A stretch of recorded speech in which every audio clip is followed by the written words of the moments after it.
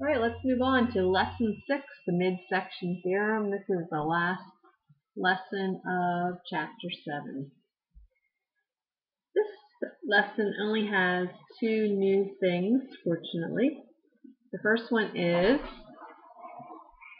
the definition of a midsection of a triangle. So this is a midsection of a triangle. It's a line segment that joins the midpoints of the 2 sides. So if you look over here in triangle ABC, the midsection of the triangle is DE. And what that means is it joins the midpoints of these 2 sides. This does not have to be an isosceles triangle, even though this looks like one. The midsection will make this segment equal to this segment, and this segment will be equal to this segment. So all it does is it divides it into 2 equal segments of the sides it joins. Now the midpoint theorem, this one has a lot of information in it. It says a midpoint section of a triangle is parallel to the third side and half as long. So what it's saying here is this is our midsection, DE. It's parallel to the third side. You can obviously tell which one it's parallel to. And it's half as long as the third side. So we would say DE equals 1/2 BC. So that's the 2 parts of the midpoint theorem. We have the midsection is parallel to the third side and it's half as long. So let's try one of the problems. This is problem 6, 7 through 11. So we'll try those, and then I'll do one proof for you on another video. So they want to know, in number 6, they want to know what type of quadrilateral is RUMN. RUMN. There should be an N down here. So if you look at it, these are midsections. I guess I should let you know that first. It says in the figure, RN and RM are midsegments of TUA. So here's TUA. These are the midsections of it. So we know that this is going to be equal to this. We know that this is going to divide this into 2 equal segments. And we know that this one is going to divide this one into 2 equal segments. So we know all that. And we also know that a midsection of a triangle is parallel to the third side and half as long. So we know that this one is parallel to this one. And we know that this one is parallel to this one. So since we know that the opposite sides are parallel, we know that this shape right here is a parallelogram. So it's a parallelogram.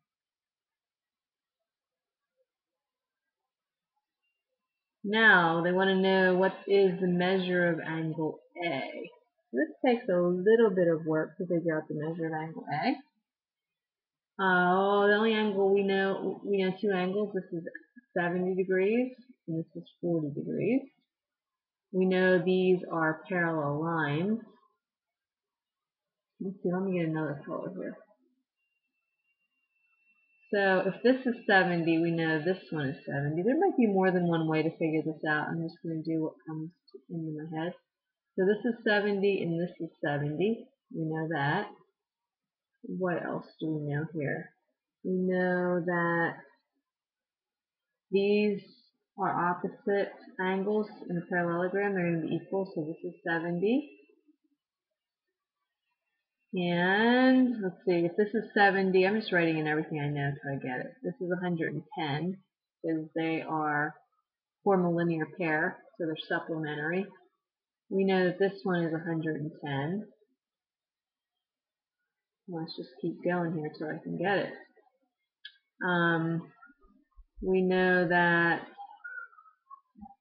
let's see, this one would be 70.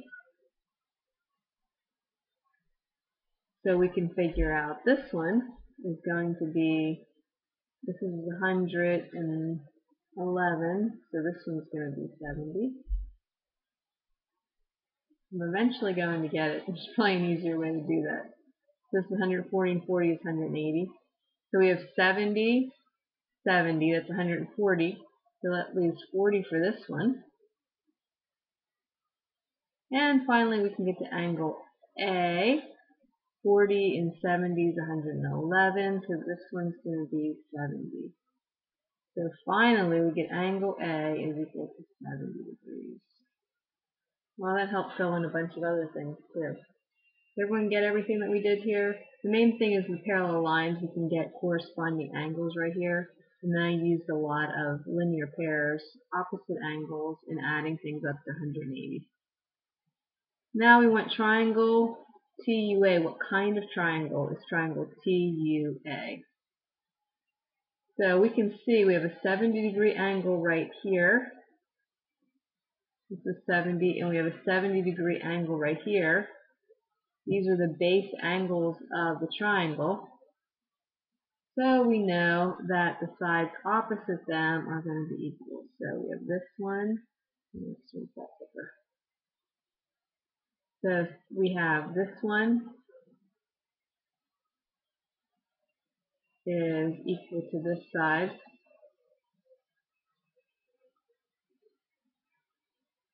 So we have two base angles are 70. So if they're both equal to 70, the sides opposite them are equal. So that makes that triangle an isosceles.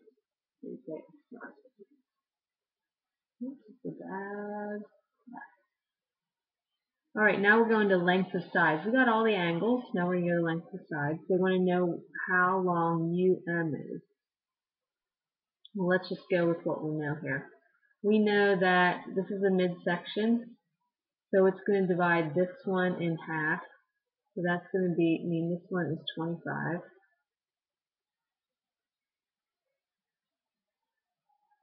We know that. We know this is 17 right here. And since this is a parallelogram, we know that the opposite sides are equal, so UM is going to be 17. That wasn't too bad. Now we need TU. TU is this whole side, and this is the bisector, the midsection, so it's going to bisect this line. So it would be T to U. We know this is 25. So these parts are equal. So TU is going to be 50. And the last one, TA. TA is right here. We know that the two green sides are equal. So if TU equals 50, we know that TA is also going to equal 50. The other parts of this problem, when you get to 12 and 13, they just want to know the perimeter of the triangle. We know this is going to be 17 because this is a midsection and it divides it into two equal parts. So this is going to be 34.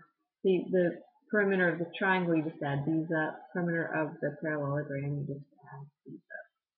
So I'm going to do one proof and I'm going to put that on a different video. So that's all for now.